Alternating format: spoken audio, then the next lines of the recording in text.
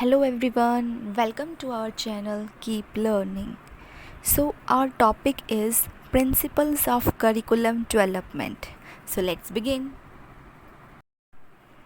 Today's children are the torch bearers of tomorrow.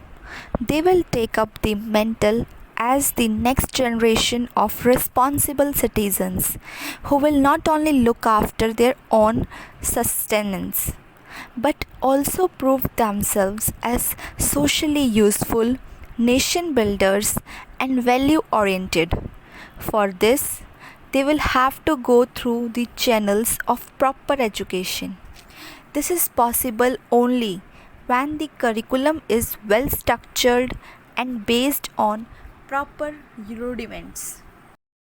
A well structured curriculum can be developed by keeping in mind some principles. Let's discuss one by one. First, principle of child centeredness. In this, while developing the curriculum, the interest, attitudes, aptitudes, mental levels, etc. of different children should be kept in mind. It should cater to the needs of different children. Each child should be given opportunities to optimize his or her learning. Besides containing the contents to be learned by different types of students, it should devise ways and means to cater to the requirements of different types of children. Today, educationists emphasize to teach children in the inclusive classes where the normal and disadvantaged children attend the same classes, and the expectations on the part of teachers is to pay equitable attention to different categories of students. Thus, it becomes all the more important that curriculum should provide the necessary inputs for doing justice to different types of students who are attending the same classes. Curriculum has to suggest the learning strategies not only for the normal and differently abled children but also for the average, below average, and above average children having different types of interest, attitudes, intelligence, etc. Second is principle of community centeredness. Besides optimizing the child's individual growth, curriculum should also provide for his or her social growth. The school is expected to make child worthy of living in and for the society. Curriculum should be such that it not only provides for the fullest growth of the child as an individual, but it should also enable him to be a successful member of the society. He or she should come up to the expectations of the society to adhere to the values, beliefs, customs, etc. that are being followed by the members of the society with whom he or she has to live and interest.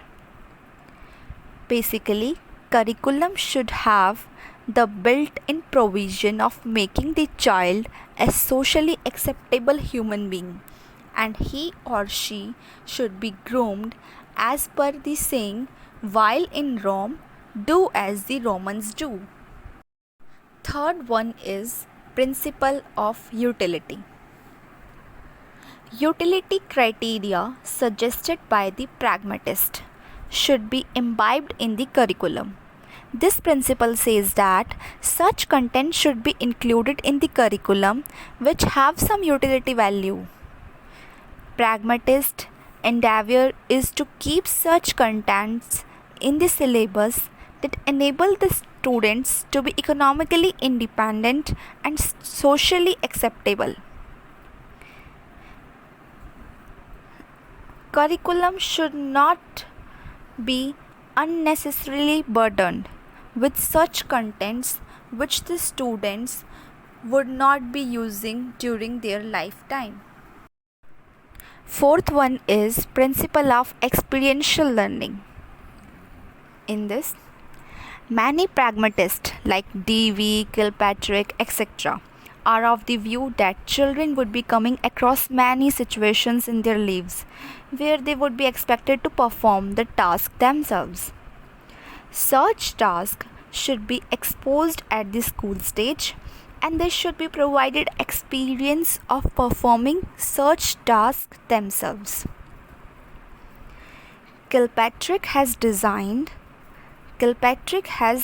designated such experiential learning as project method, under which students learn by doing.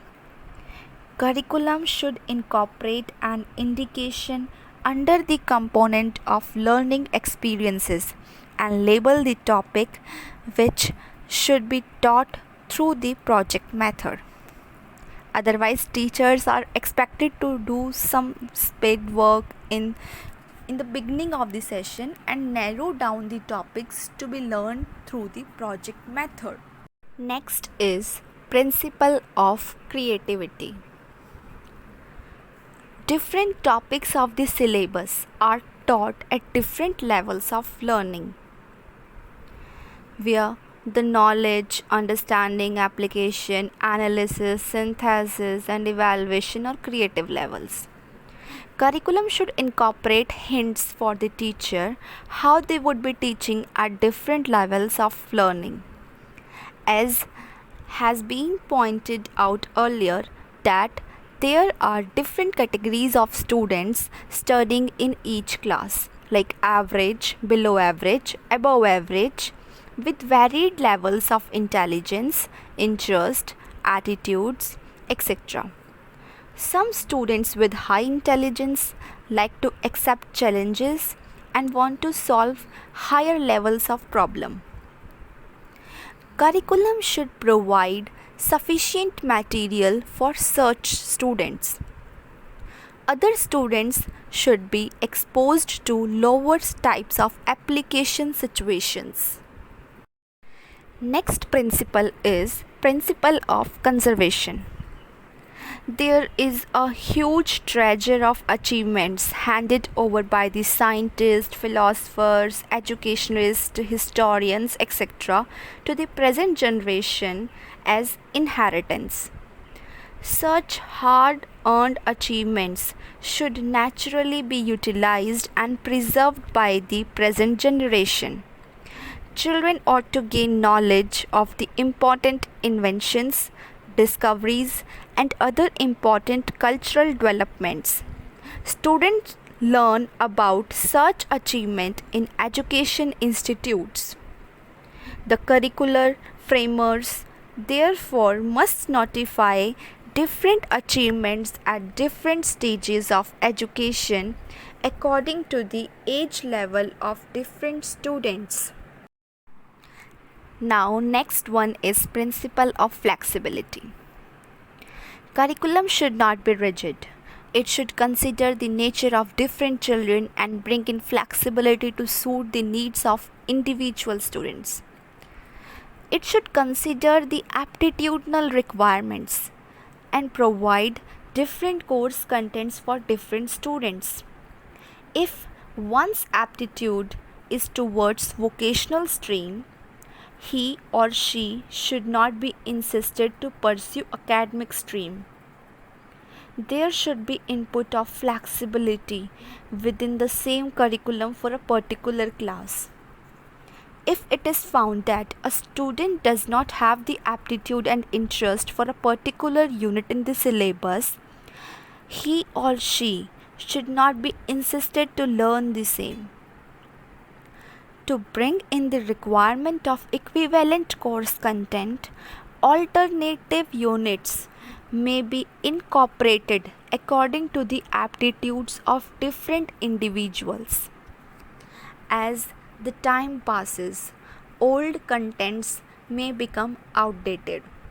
Such contents should be replaced with the newly developed contents.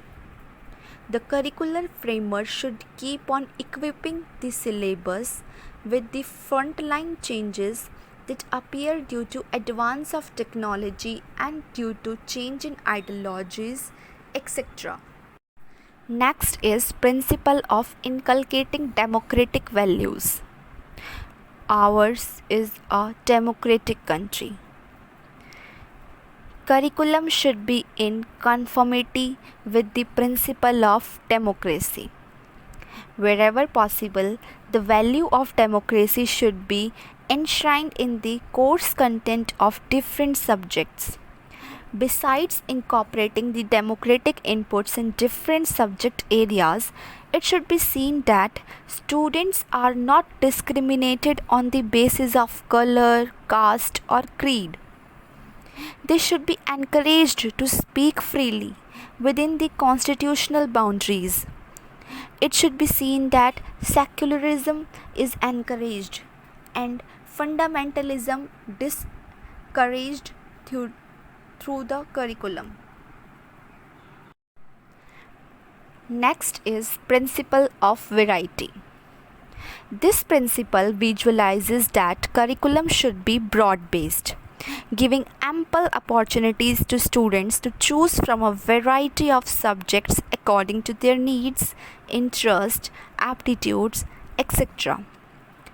This principle does not restrict students' choices, expecting them to confine themselves in specific streams only. Students opting for physics in the science stream should be allowed to take music or art if they so desire on the basis of their innate tendencies. The organizations responsible for curriculum construction should explore new subjects to expand the horizons of knowledge and meet the challenges being faced by the world today.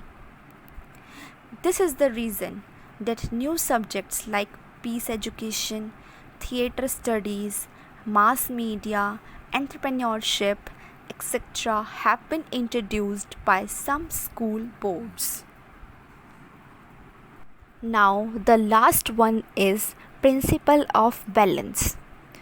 Curriculum should maintain a balance in different subject areas, co-curricular activities, teaching strategies, and so on. It should be seen that some subjects are not unduly heavily loaded and others too light. It is observed that most of the teachers follow either lecture method or question answer technique. All the teaching methods and strategies should be equitably used during the teaching learning situations. There should be a suitable plan for utilizing the valuable time in academic work, organization of co-curricular activities, practical and project work. Thanks for watching this video. If you like this video, please like, share and subscribe our channel. Stay connected, keep learning and keep supporting. Thank you.